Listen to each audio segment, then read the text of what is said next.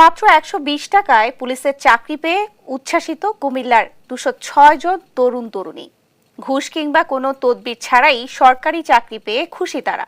এবার মাত্র ১২০ টাকায় পুলিশের চাকরি পেয়ে উচ্ছ্বসিত কুমিল্লার ২০৬ জন তরুণ-তরুণী। ঘুষ কিংবা কোনো তদবির ছাড়াই সরকারি চাকরি পেয়ে খুশি তারা। পরিবারের স্বপ্ন পূরণের পাশাপাশি দেশের সেবা করতে পারায় অন্তর্বর্তীকালীন সরকার এবং পুলিশ বিভাগের প্রতি কৃতজ্ঞতা জানিয়েছেন সদ্য পুলিশের চাকরিপ্রাপ্তরা।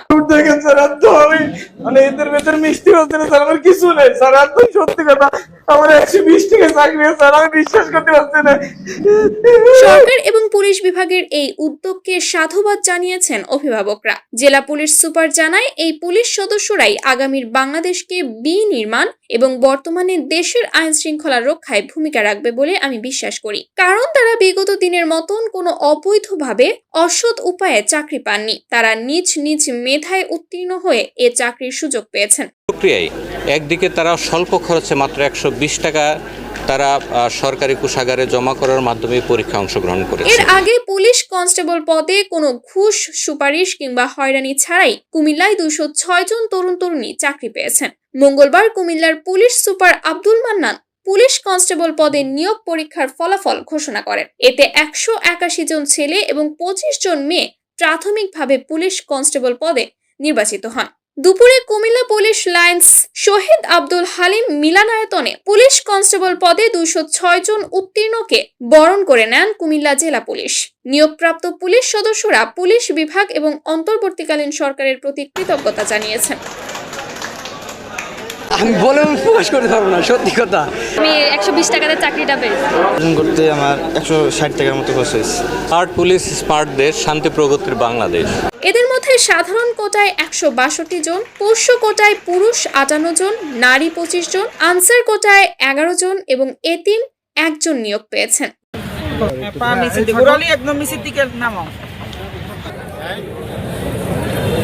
এই লাইন বাঁকা কেন? যার মধ্যে অধিকাংশই অসহায় এবং মধ্যবিত্ত পরিবারের সদস্য।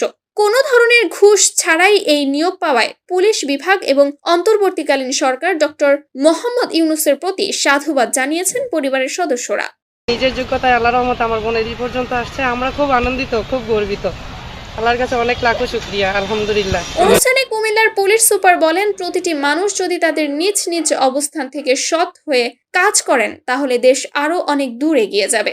স্মার্ট পুলিশ তৈরি করার জন্য ঢাকা পুলিশ হেডকোয়ার্টারের সহযোগিতায় স্বচ্ছভাবে কুমিল্লাতে ২০৬ জনকে নিয়োগ টাকার বিনিময়ে সরকার নির্ধারিত যে টাকা, সেই টাকার বাইরে কারো একটি টাকাও খরচ হবে না। আলহামদুলিল্লাহ, এখানে সবাই মেধাবী। এরা রাষ্ট্রের অনেক গুরুত্বপূর্ণ দায়িত্ব পালন করবে। ঘুষ ছাড়া যেহেতু চাকরি হয়েছে, তারা সৎভাবেই দায়িত্ব পালন করবেন বলে আমি মনে করি। এছাড়াও পুলিশ সুপার আব্দুল মান্নান জানায়, এবছর কুমিল্লার বিভিন্ন উপজেলা থেকে ৫,৮২২ জন কনস্টেবল পদে আবেদন করেন। শারীরিক যোগ্যতায় যাচাই, লিখিত এবং মৌখিক পরীক্ষা শেষে ২০৬ জনকে প্রাথমিকভাবে নির্বাচন করা হয়। গত ২০ সেপ্টেম্বর কুমিল্লা পুলিশ লাইন্স মাঠে কনস্টেবল পদে চাকরির জন্য পরীক্ষা শুরু হয়।